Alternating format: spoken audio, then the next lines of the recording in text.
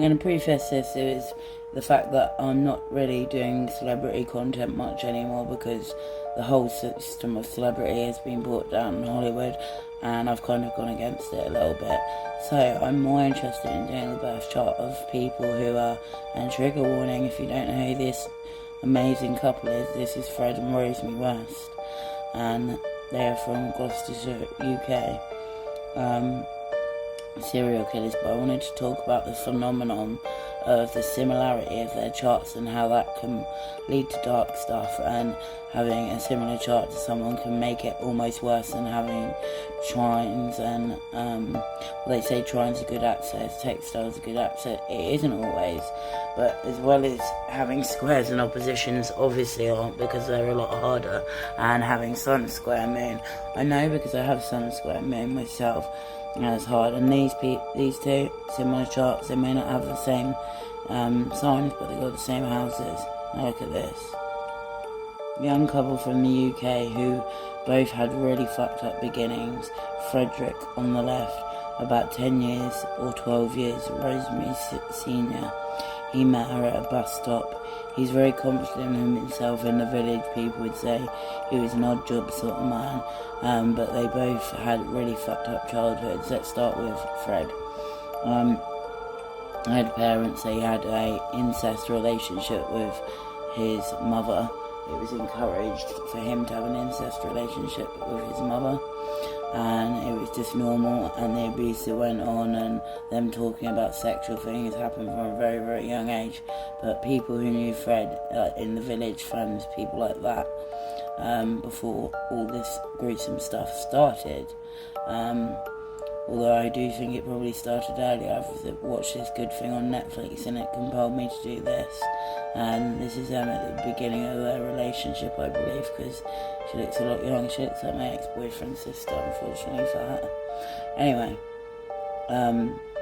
yeah, so it was pretty normal. But Frederick, he liked his motorbikes, and he's a Libra Sun, Capricorn Moon, so that makes us a square aspect to his chart, his Sun and Moon. So yeah, on the darkest aspect, that's how it can play out. Like a square is harder than an opposition a lot of the time because it's really compelling against that energy in the modality of cardinal signs. So he had a motorbike accident, and after that people just said he wasn't the same man. He wasn't acting the same, his whole personality changed, so it was like a form of brain damage that happened to him. I want to talk about the phenomenon of Scorpio and these people. I'm going to talk about two other killers, one of them being another serial killer. This is starting with Fred though. This is his birth chart. So you want to try and get Astro Theme is the best ones for birth charts. I find, I think it's the most accurate, and this is why it's better to do. If you're going to do an astrological video like this, you want to do serial killers because it's going to be a lot more accurate. So you see there at the bottom where that table is, and you see the square aspect between the sun and the moon. So now you know that, and you know that of the modalities. And then the box to the right is where it's like cardinal, fixed, mutable, and then fire, earth, air, water. So you can see there what placements are there. But the phenomenon was having Scorpio and Virgo placements. His North Node is in Virgo, so he needed to get into that energy. But he was known in the community as someone who was like popular, someone who was like known and kind of respected a little bit. But you know, the darkest people are always the ones who seem like alright a lot of the time, right? We're seeing this now.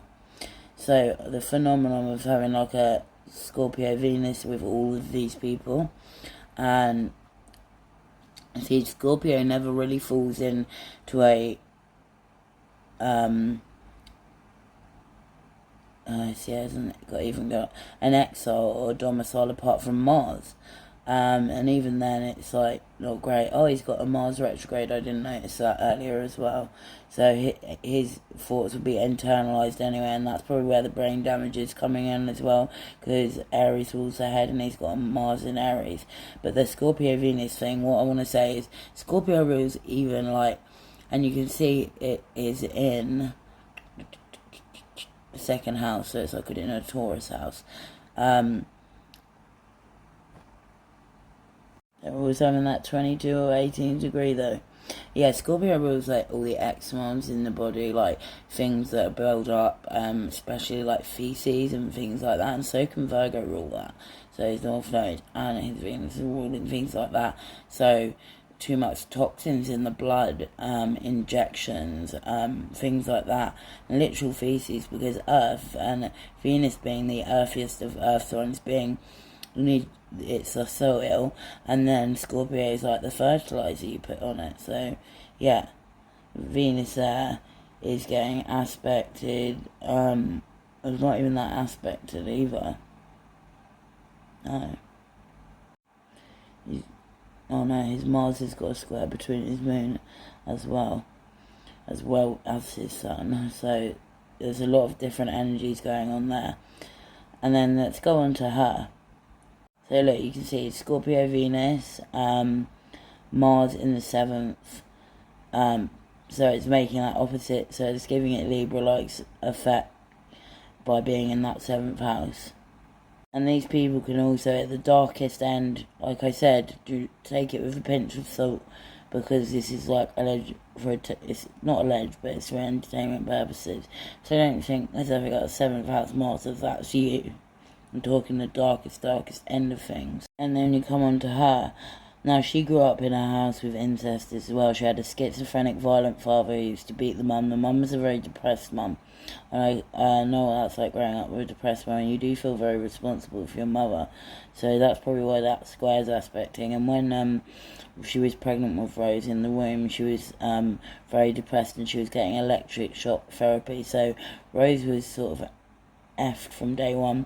My nan had a friend who had that done, and they couldn't read or write after, and they were never the same person again. Now, he was also turned on by the fact that she was a schmex worker, and he liked watching her or letting her go out and sleep with other men, and he'd set up holes so he could watch them. He'd be a bit of a voyeurist with it. But in some recordings, she's like saying, "Oh, he wouldn't do it with me, and I'd go out all night, but your father would like it." He was turned on by that kind of thing. So that just terrifies me. Look at that stellium of Scorpio and Libra. In that, we don't know what her rising sign is. I didn't say he was a Libra rising, so his sun is in the 1st house as well, giving it that air of arrogance.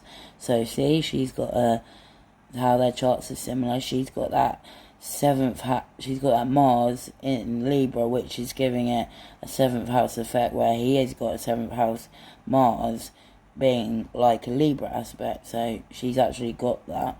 And then she's got the moon there in Virgo. Like I said, sun square moon is the darkest aspect. Even at the lightest aspect, that's a hard one.